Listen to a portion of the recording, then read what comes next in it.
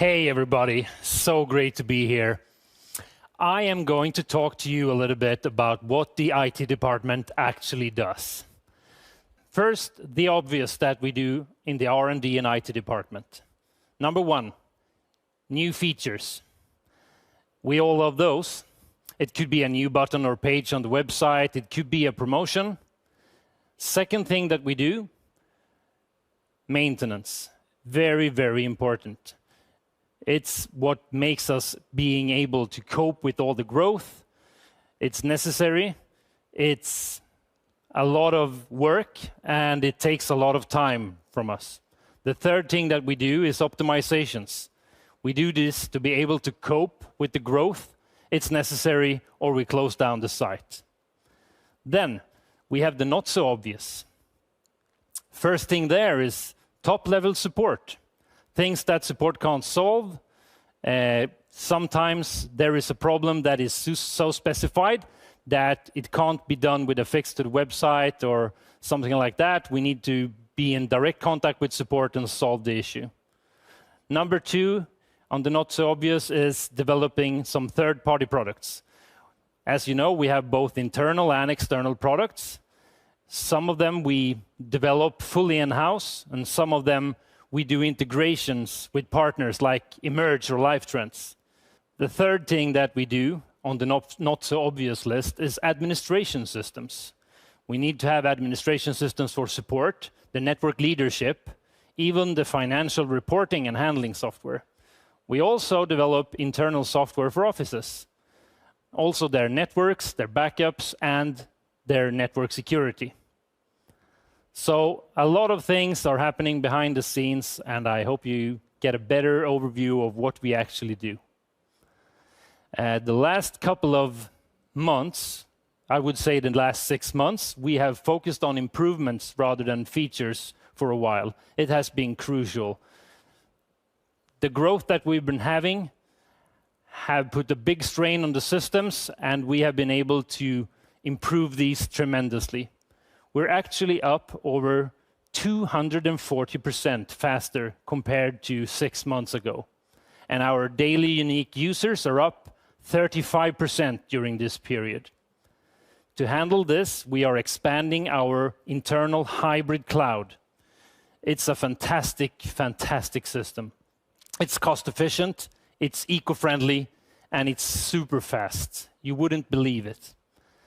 We are also installing new servers. The servers that we are getting right now is extremely fast.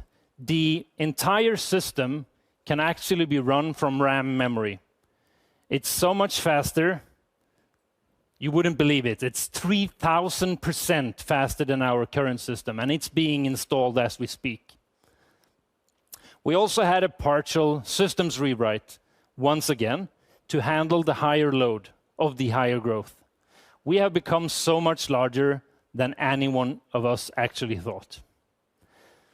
Next thing we're doing to cope with this is new data centers. We're expanding geographical redundancy and latency. So we have a shorter distance from the customer to the server, and we're hosting with one of the leading hosting facilities in the world. It is state of the art. You should really see it sometime. All right. Now, I would like to talk to you about something that is on everyone's lips nowadays, it seems, the Metaverse. What is the Metaverse? It is the online presence where social and digital interactions take place. And a big part of that is cryptocurrency and tokenization. So I'm going to talk to you about this somewhat complex subject, and I will try to explain it in about 3 minutes, and it would normally require about an hour. So pay attention. The first thing I would like to talk to you about is the blockchain. We need to understand that first. The blockchain is just a long, long list of transactions. A transaction is that I send my friend money, and those transactions are grouped into something called blocks.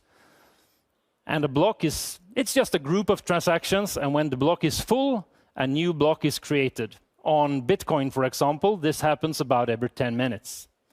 When the block is full, it is also signed cryptographically. A signature is something that makes the block unchangeable.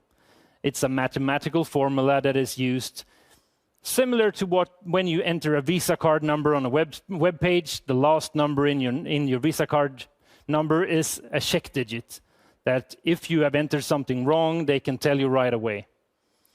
This is the same thing, but it's a lot more complicated. The number is a lot longer. So the signature is not just a signature of the current block. It's actually a signature of the current block plus all the previous blocks since the beginning of time. It's a chain of blocks linked to each other, a blockchain. And that is why all blocks cannot be changed. If I would fake a transaction a couple of blocks back, I would need to recalculate the signature of that block and all the blocks following it.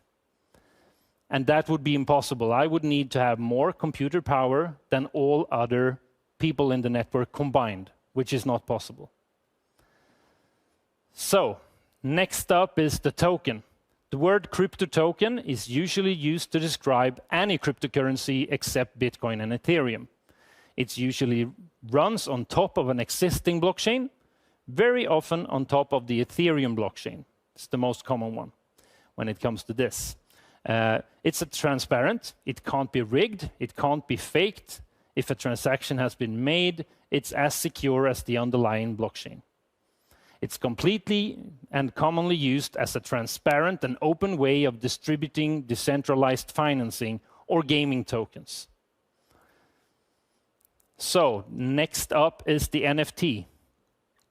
The NFT is a type of token. It's a non-fungible token. That's what it stands for. And what is fungible? Fungible is like dollars, for example. I give you $1. I don't care if I get the same dollar back from you tomorrow. They are all interchangeable. Non-fungible, on the other hand, means they are not the same. They are unique. Like if I would loan you the Mona Lisa, I would actually care if I got the same Mona Lisa back tomorrow, not a copy. So the NFTs are used, for example, for storing proof of ownership of a piece of digital art, a game asset like land in Planet IX and so on, and the record of all transacted NFTs, and therefore the current ownership of the NFT is stored on the underlying blockchain. So, if you knew nothing about this big subject before, I hope you understand a bit now. It usually takes years to learn all of this, so don't feel like you have to get it all at once. It's a big subject. Thank you so much for listening, and see you another time.